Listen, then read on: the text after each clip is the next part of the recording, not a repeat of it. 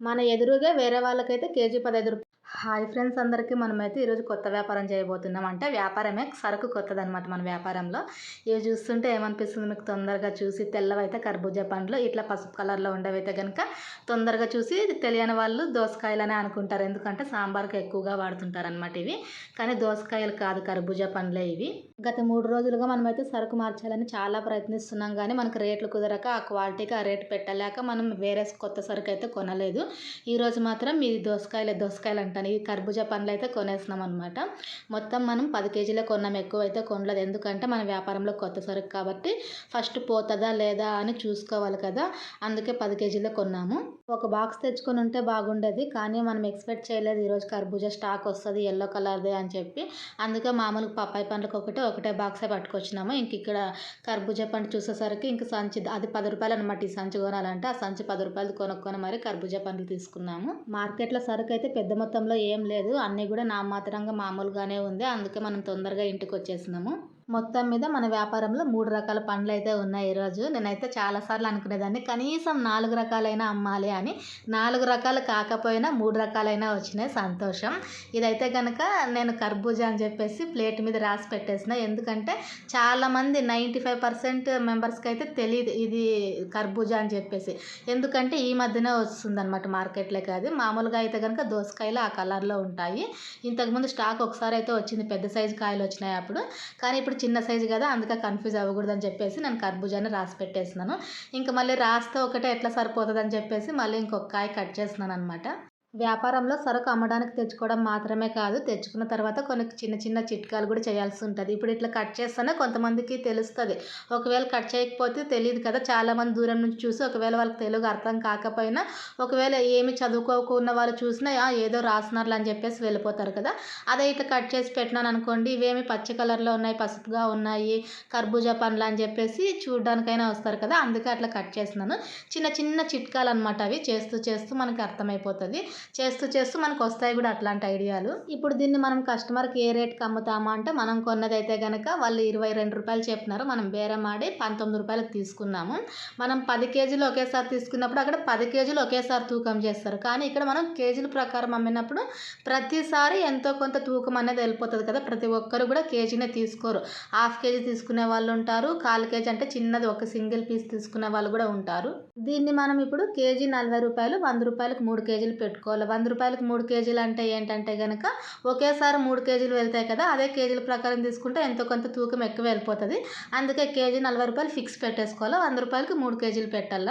ఇంతకుముందయితే నేనెప్పుడు దీని టేస్ట్ అయితే చూడలేదనమాట. మామూలు కర్బూజాలు చూసినాను. ఇది టేస్ట్ ఎట్లుంటదా అని చెప్పేసి ఒక పండు కట్ చేసి పెట్టినాను. అట్లా కస్టమర్స్‌కి శాంపుల్ ఇచ్చేకొస్తుంది గదా అని.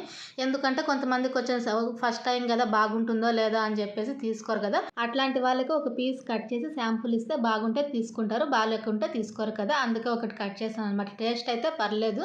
మంచిగానే ఉంది. కాకపోతే మామూలు కర్బూజా పండు కన్నా ఇది కొంచెం సప్పిడొస్తుందనమాట. సప్పిడంటే పూర్తి సప్పిడి కాదు. పచ్చి కొబ్బరి తింటే మనం టేస్ట్ ఎట్లొస్తదో అట్లొస్తుంది. పైన తోలు మాత్రం కొంచెం గట్టిగుంది. మామూలు జవారికాయలకైతే గనుక కొంచెం పల్చగుంటుంది. పర్లేదు టేస్ట్ అయితే బాగుంది ఇది కూడా. పలక మీద కర్బూజా అని పేరు రాసి పెట్టినాను. పండు కూడా కట్ చేసి పెట్టేసినాను. కానీ 11 గంటల దాకా అసలు బోనికి గూడా అవ్వలేదు.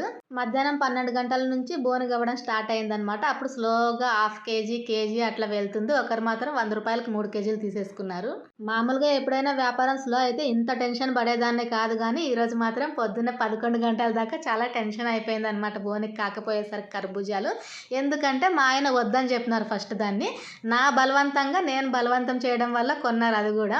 ఎందుకు అంటే ఇది కొత్త సరుకు. మామూలుగా అయితే గనక రోజు చూసే పండ్లు కస్టమర్స్ కొంటారు. ఏదైనా కొత్త ఐటెమ్ కొనాలి అంటే గనక వాళ్ళకి టేస్ట్ తెలీదు కాబట్టి ముందుకు రారనమాట ఫస్ట్.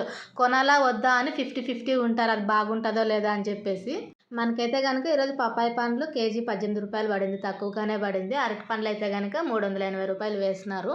పర్లేదు వ్యాపారం అయితే స్లోగా వెళ్తున్నా గూడా పోతుంది. కర్బూజాలు మాత్రం సంతోషం అయిపోయిందనమాట. సాయంత్రానికల్లా నాకింకా కొంచెం మాత్రమే మిగిలినాయి. అయితే సాయంత్రం ఒక కస్టమర్ వచ్చి అన్నారనమాట. "ఏంటమ్మా నువ్వు కర్ణాటకలో ఉండి తెలుగులో రాసి పెట్టినావు. ఎవరికి అర్థమవుతదని రాసినావు" అనేసి అన్నారు. "ఏం లేదన్నా నాకు కన్నడలో రాయడానికి రాదు. చదవగలను గానీ రాసేకి రాదు కన్నడలో. అందుకే తెలుగులో రాసినా" అని చెప్పినాను. మరి ఇంగ్లీష్‌లో అన్నా రాయొచ్చు కదా అని చెప్పేసి అన్నారు. నాకు ఐడియా రాలేదనమాట ఫస్ట్. ఇంగ్లీష్‌లో రాసి ఒకవైపు ఇంగ్లీష్‌లో రాసి ఇంకొక వైపు తెలుగులో రాసుంటే బాగుండేది.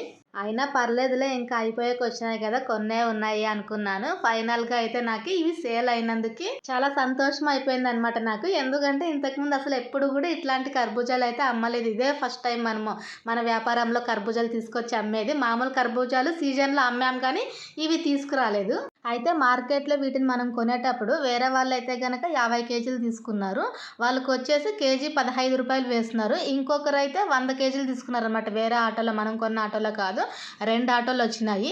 అక్కడ 100 కేజీలు తీసుకున్న వాళ్ళకి రూ. 13 వేస్తున్నారు. 50 కేజీలు తీసుకున్న వాళ్ళకి రూ. 15 వేస్తున్నారు. 10 కేజీలు తీసుకున్న వాళ్ళకి రూ. 19 వేస్తున్నారు. ఇట్లా తేడా ఉంటదనమాట రేట్లు మనం కొనే సరుకుని బట్టి. మన ఎదురుగా వాళ్ళకి తక్కువ రేట్ ఇస్తున్నా గూడా మనం మాట్లాడడానికి ఆప్షన్ ఉండదు. ఎందుకంటే మనం సరుకు తక్కువగా కొంటున్నాం కాబట్టి. ఒకవేళ ఆటోలో ఉన్న సరుకంతా మొత్తం కొనేసినా గూడా మనం ఎక్స్‌పెక్ట్ చేయలేం. వాళ్ళు రూ. 12కి, రూ. 11కి గూడా ఇవ్వచ్చు. ఎందుకంటే వాళ్ళు తీసుకొచ్చిన సరుకు మొత్తం గూడా ఒకేసారి ఖాళీ అయితదని వాళ్ళు తక్కువ రేటుకి గూడా ఇచ్చేస్తారు. దాన్నే లాట్ అంటారనమాట. మొత్తం సరుకుని ఒకేసారి అమ్మేస్తే అది లాట్ కిందొస్తది. తక్కువ రేటు పడతది. కానీ ఆ తక్కువ రేటు పడింది కదా అని చెప్పేసి ఎక్కువ మొత్తం కొన్నప్పుడు తెలుసు కదా! ఒకే రోజులో అయిపోవాల్సిందే. లేదా 2 రోజుల్లో మాత్రం కంప్లీట్‌గా అయిపోగొట్టాలి. మిగిలితే గనక ఇది పచ్చి సరుకు కదా! ఎక్కువగా డ్యామేజ్ అయిపోతది. మనం నెక్స్ట్ రోజు తక్కువ రేటుకి అమ్ముకోవాల్సొస్తుంది. పండ్లు గానీ, పూలు గానీ ఏవైనా గూడా అంతే. ఫ్రెష్‌గా ఉన్నప్పుడు మనం కొంచెం రేట్ ఎక్కువ పెట్టి అమ్ముకోగలుగుతాము. కొంచెం క్వాలిటీ షైనింగ్ తగ్గిపోయిందంటే గనక ఖచ్చితంగా రేట్ తక్కువ పెట్టాల్సొస్తది.